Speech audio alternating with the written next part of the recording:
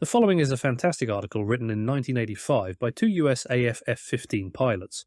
It explains and introduces the transition from BVR into the merge, what to look for, and what the fighter pilot should try to achieve. Despite being limited to a very broad view of the process, it provides an interesting perspective, especially useful to AB initio players. Every smart fighter pilot knows that being able to control a fight is essential to victory. Without a solid grasp of fundamentals, few fighter pilots will last long in the high-intensity environment of modern air combat. The ability to assess the tactical situation quickly and act is crucial. The objective is to kill the bandit prior to the merge with all aspect ordnance, or to arrive at the merge with a positional and/or energy advantage that facilitates a rapid kill. Improvements in radars, radar warning receivers, RWR, airborne, and ground-controlled intercept, GCI, and air-to-air training have enhanced the fighter aircrew's ability to detect opponents beyond visual range, BVR. In addition, the improved performance of new-generation fighters allows relatively late visual pickups to be turned into high-aspect passes. The result is fewer engagements begun with one player having an overwhelming offensive advantage. Consequently, the skill and proficiency required to turn a high-aspect entry into an advantage, and obtain a quick kill, are essential to success in today's tactical arena.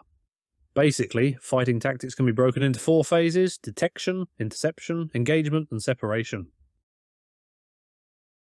Detection. Before the bandit can be engaged and killed, he must first be detected. Detection ranges can vary from close visual pickups to radar contacts in excess of 40 miles. The objective of the detection phase is to analyze the bandit's flight parameters and maneuvers so that an intelligent engagement decision can be made.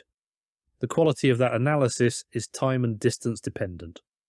A long-range radar contact will provide altitude, true airspeed, Mach, heading, aspect angle, range, and most important, the time to interpret this information. Short-range contacts do not provide much time to assess the situation.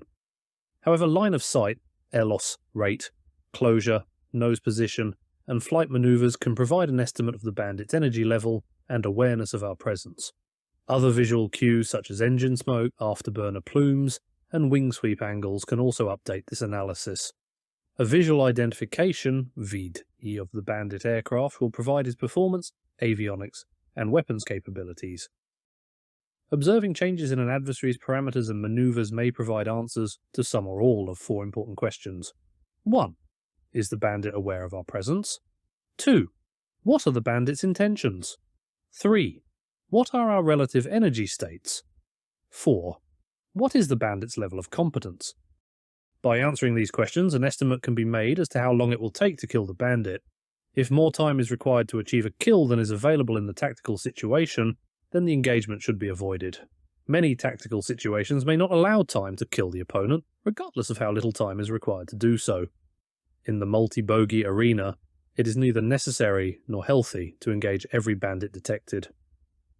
Very often, discretion is the greater part of valor.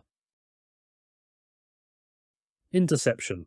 Following detection is the interception phase of the engagement. There are 4 objectives to achieve during the intercept. 1. Sort and target the bandit formation and achieve a final radar lock-on if desired. 2. Gain turning room on the enemy. 3. Manage energy. 4. Employ ordnance. During a long-range engagement, the intercept objectives can be accomplished in a timely manner. On the other hand, a short-range engagement will require that all the objectives be accomplished simultaneously. There may only be time to turn, bore sight, and shoot an AIM-9 LM. In some instances, there may not be time for that. Again, time and distance are critical. For the sake of the discussion, assume that sufficient time and distance are available to accomplish the desired objectives. Prior to taking a final radar lock-on and employing ordnance, an attempt should be made to sort the enemy formation and intentions. Sorting is important to build situational awareness of bandit tactics and intentions prior to the merge, and to target the different bandits. Do not, however, lose sight of the primary objective, which is to employ ordnance and eliminate the opponent in minimum time. A kill with a BVR radar missile is outstanding. A backup AIM-9 LM can also finish off the bandit with a front quarter kill. Unfortunately, no weapon or combination of weapons has a 100% probability of kill. PK. The enemy, being notoriously bad sports, uses deception, electronic countermeasures, ECM, and infrared countermeasures, IRCM, to degrade and defeat our weapons and tactics. In addition, late detection, degraded fire control systems, VID requirements, and large numbers of adversaries can all contribute to poor SA and possibly allow one or more of the bandits to reach the merge alive. Therefore, the intercept must be planned for that contingency. During the intercept, attempt to gain turning room horizontally and vertically. Environmental conditions such as sun position, sky conditions, cloud, haze, contrails and background will indicate where the turning room will provide the most difficult visual problem for the bandit.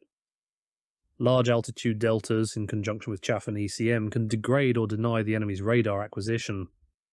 Altitude separation below the bandit will provide the multiple benefits of turning room and clutter-free shots, while giving the enemy both infrared, IR and radar clutter problems.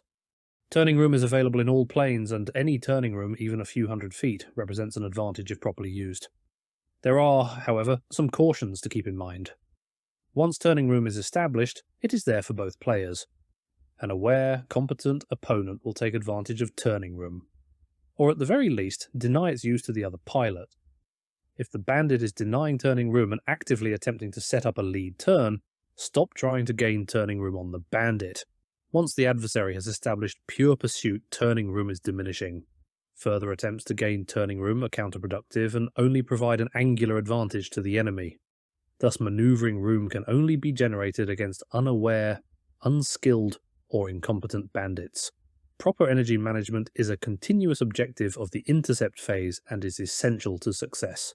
One of the best intentioned, but most misunderstood, phrases in air combat vernacular is, "Speed is life." Entering an engagement at high speed provides the opportunity to 1. Disengage and separate. 2. Trade airspeed for altitude. 3. Fight a high energy fight.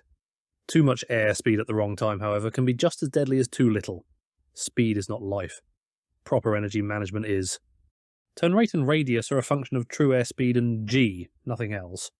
For a given G, the turn rate decreases and the turn radius increases as airspeed is increased. Every fighter has its own instantaneous and sustained corner velocity, as well as its best acceleration G and energy bleed rate. Whatever the airplane, the pilot must have perfected the advanced handling and BFM skills necessary to attain the maximum performance of the fighter. Aggressiveness is essential. When it is time to turn the airplane and establish nose position, then turn. When it is time to unload and accelerate, do it! Don't accept halfway measures. Common errors in BFM include failing to slow down when it is time to generate a high turn rate with a small turn radius, and failing to unload to the proper acceleration G when attempting to regain energy. All too often, pilots are observed flying 500 knots or more, pulling 7 Gs and wondering why they are being arced for guns. Or conversely, after sustaining high G, the same pilot unloads from 7 to 4 Gs and wonders why he cannot accelerate away from the bandit. BFM is obviously flown by using outside references and not by looking inside at the airspeed indicator and G meter. The pilot must be able to feel the airplane. Success at BFM depends on maintaining the balance between energy management and nose position. It is the ability to properly decide when to trade one for the other that separates the winners from the losers. Remember the intercept phase objectives. 1. Time permitting, radar sort, target and lock on to the bandit. 2. Gain turning room so that an advantageous entry is attained at the merge. 3. Manage energy so that a full range of options is available at the merge. 4. Take all shot opportunities. Never fly through weapons parameters. The most successful engagement occurs when the enemy is destroyed 4 miles away and a turning fight never develops. Engagement. Unfortunately, despite valiant efforts, bandits sometimes survive to reach the merge. This situation demands proficient BFM. If the interceptor's provided turning room, and engagement with the bandit is desired, a properly executed lead turn can rapidly provide an offensive advantage. Before continuing this discussion, however, a lead turn needs to be defined. A lead turn is one that is started in front of the enemy's 3 to 9 line with an angular advantage. Not to turn in front of him, see figure 1. In the F-15, a good rule of thumb is to start the lead turn when the bandit is on the canopy bow. The more turning room that has been established, the further out the lead turn can be started. Generally speaking, do not show the aircraft belly to the adversary. Doing so is a good way of winding up in front of the bandit. An opponent of similar, or superior, turn performance is capable of turning inside the attacker's turning circle, and it then becomes questionable as to who is lead turning whom, see figure 2. The exception to the rule occurs where the bandit is incapable of generating a good turn rate due to excessive speed or vastly inferior turn capability. In the case of a high-speed opponent, it may be necessary to fly lead pursuit, showing him the belly, in order to get an opening V-sub-C shot from the rear quadrant. While turning room is available in all planes, the vertical lead turn can provide a rapid advantage, provided the bandit allows the opponent to gain vertical maneuvering room and does not counter the lead turn at the merge. Turning in the vertical against a bandit who fails to recognize the developing advantage and defends only in the horizontal, or nearly horizontal plane, provides the opportunity to turn inside an adversary's circle and behind his 3-9 line. Assuming the bandit does not counter the vertical lead turn early, it will be relatively easy to pirouette and roll into an offensive position. Proper power and airspeed management are essential to the success of this maneuver. Too little airspeed and power going up will result in insufficient energy to maintain the advantage. Too much airspeed going down will reduce the turn rate and increase the turn radius to a point that may negate any initial advantage of vertical turning room, see figure 3. Often two opponents will approach the merge with each attempting to lead turn the other one in the horizontal and one in the vertical. Provided that the aircraft are of equal performance and similar energy states, the attacker that uses the vertical should have an initial nose position advantage. This is due to the radial G that is available going over the top. If unrecognized by the bandit maneuvering in the horizontal, the nose position advantage can intimidate and cause errors, leading to a sustained offensive position by the attacker. When engaging bandits with a lower thrust-to-weight ratio, this option is especially effective. Accordingly, when facing equal or superior performing adversaries, do not allow them to gain and use vertical turning room to their advantage. As noted in the discussion of turning room, an aware, competent enemy can deny the lead turn if he has sufficient energy to generate the required turn rate. In the final analysis, a lead turn can only work on someone who fails to counter the maneuver. Remember, if the opponent has acquired vertical turning room and is attempting a vertical lead turn, counter and deny his attempt. Rarely does a single turn result in an immediate kill. Patience is a must. Several successive lead turns may be required to achieve the position necessary to eliminate the bandit, especially when employing stern-only ordnance. This is where the balance between energy and nose position is most graphically illustrated. An initial lead turn may give a positional advantage to the attacker. However, energy is dissipated during the turn, see figure 4. In order to continue to pressure the bandit, the attacker may have to relinquish some nose position in order to regain lost energy. At the same time, the attacker plans his next lead turn. Each lead turn in sequence enhances positional advantage until weapons parameters can be achieved. The greater the disparity in aircraft performance and ordnance, the quicker the kill. However, when facing a proficient pilot in an equal airplane, the outcome will depend on pilot skill and will usually take much longer to determine. If the bandit denies turning room in the lead turn, a high aspect pass will result. The choice then becomes a one-circle fight, a two-circle fight, or a separation. Each option presents advantages, disadvantages, and opportunities in various situations. One circle. How does a one-circle fight occur? As two fighters merge on a left-to-left pass, both aircraft turn into each other. One fighter then reserves his turn and generates a single-circle fight. See figure 5. The result is similar to an offensive fighter committing a flight path overshoot, after which the defender reverses. The magnitude of the overshoot is such that the reversal initially keeps the opponent neutral. The objective of a one-circle fight is to gain an offensive position behind the bandit's 3-9 line in minimum time. To accomplish this, it is preferable to fight against an enemy who has inferior turn performance and a lower thrust-to-weight ratio. For example, an F-15 turning against a hard-wing F-4 would like to force a one-circle fight. The F-15's superior turn performance will allow the pilot to rapidly establish a position behind the F-4's 3-9 line. By so doing, the Eagle driver can shoot the Phantom, while denying the Phantom a shot opportunity. What are the advantages of a one-circle fight? Although the turn initially maneuvers the bandit across the 6 o'clock area, the opponent is kept relatively close during subsequent maneuvering. Small adversaries are difficult to see when they get more than a couple of miles away. lose sight, lose fight. When manoeuvring against bandits with inferior turn performance and all aspect ordnance, the one-circle fight denies the use of the ordnance and allows the better turning aircraft to achieve a quick kill with relatively little energy loss. Also, because the one-circle fight is usually small, it is difficult for additional bandits to enter the engagement. What, then, are the disadvantages of the one-circle fight? The bottom line is this: if manoeuvring against a competent enemy with a better turning airplane, it will be difficult to survive the encounter. Against equal or similar performing aircraft, the fight can take a long time to win. All the while, the fight anchors in one spot, making it easy for new opponents to find the fight. In addition, the fight tends to get slow, ending in some type of a vertical rolling or flat scissors.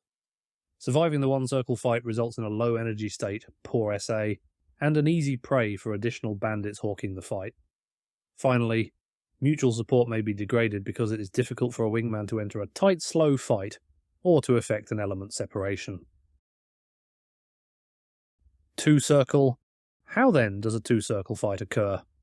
As two fighters merge on the same left-to-left pass, both aircraft turn into each other. This time, however, no one reverses. The turns continue and establish what resembles a figure-8 pattern, see figure 6. If both aircraft were to maintain constant airspeed and G, the figure-8 pattern would continue indefinitely. The objectives of the two-circle fight are to kill the bandit by employing all-aspect ordnance, or to lead turn him at the next merge in order to manoeuvre behind his 3 to 9 line. The two-circle fight presents excellent opportunities against bandits that do not have an all-aspect capability. For example, if an F5 commits against an F15 and the Eagle can force a two-circle fight, the superior turn capability of the F15 enables the pilot to bring his nose to bear on the F5 and thus employ an AIM 7 or AIM 9 LM. Once again, the Eagle driver is in a position to shoot all aspect ordnance at a target that cannot shoot back. If the front quarter shot is unavailable or unsuccessful, the opportunity remains to lead turn the adversary at the next merge, or to disengage and separate. Tactically, it is not sound to engage a bandit with superior turn performance, avionics, and weapons in any type of a turning fight. However, the two-circle fight does provide the option of engaging a superior turning aircraft successfully for a limited time period by maintaining a high-energy fight. This negates the bandit's better turn capability. To be successful, it is essential to deny the lead turn at each merge, keep the airspeed high, and employ front quarter ordnance, see figure 7. What are the advantages of the two-circle fight? Generally, the fight is kept larger and the airspeed is kept higher.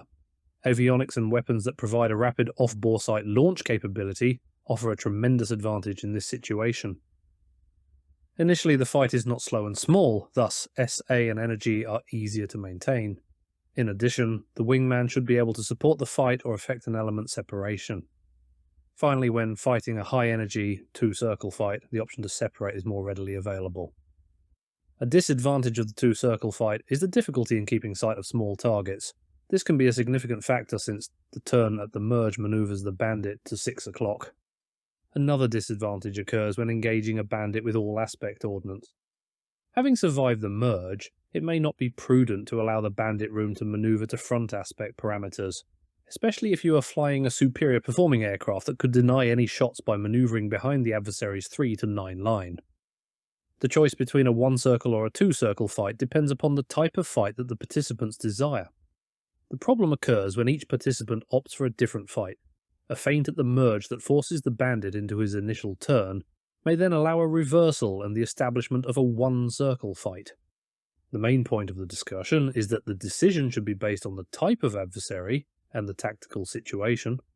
Whether to take the fight up or down will be a function of relative energy states and aircraft performance capabilities. When energy and aircraft performance are superior to that of the adversary, taking the fight up can provide a rapid advantage. If at an energy deficit, taking the fight down can generate energy and offset the enemy's current advantage. The keys to success are in properly assessing relative energy states and in knowing where the energy maneuverability EM advantages, disadvantages are against various bandit types. Select the fight that presents the best opportunity for a quick kill and then force the desired fight. Do not let the opponent dictate the terms of the engagement. Separation. How is a successful separation accomplished? First, the need to disengage and separate must be anticipated. High airspeed and denial of the enemy's turning room are important factors. Separating from the initial merge is not a particularly difficult task. A full afterburner acceleration, while denying a Bandit turning room, should allow supersonic airspeed at the merge with a large heading crossing angle, HCA. The problem becomes more difficult, however, when the fight has progressed through several turns and energy states are depleted. This situation requires anticipation and planning in order to accomplish a successful separation. Once the decision to separate has been made, it becomes necessary to accelerate and deny the adversary turning room. If turned into by the Bandit at the merge, check into him as if to initiate a two-circle fight. This should develop a HCA close to 180 degrees. If the enemy reverses and attempts to force a one-circle fight, reverse the check turn to maintain the maximum HCA, see Figure 8. The check turn should not be continued, allowing the Bandit to arc. The objective is to achieve a full 180-degree aspect with the foe. It is essential to maintain visual contact with the adversary and accelerate away from him. If the Bandit wants to force the fight, his hard turn at the merge will generate more turn rate, and he will eventually bring his nose to bear. But it will cost him energy. By checking into the Bandit at the merge, he is forced to turn more than 180 degrees, thus providing the time to accelerate and separate. Additionally, any lead turn is denied, maximum HCA is created, and possibly the Bandit may lose visual contact. Remember, if energy becomes depleted during a turning fight, it may be impossible to separate. The basic concepts of pressure and control are extremely important when engaging an adversary from a high aspect. The primary objective of the engagement must always be kept in the forefront. Kill the Bandit in minimum time, and leave the arena. The purpose of BFM is to achieve weapons parameters as effectively and efficiently as possible. Pressure the Bandit with the continuous threat of weapons employment.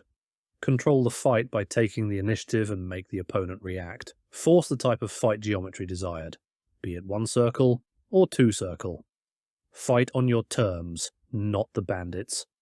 Finally, if the conditions are not favourable, disengage.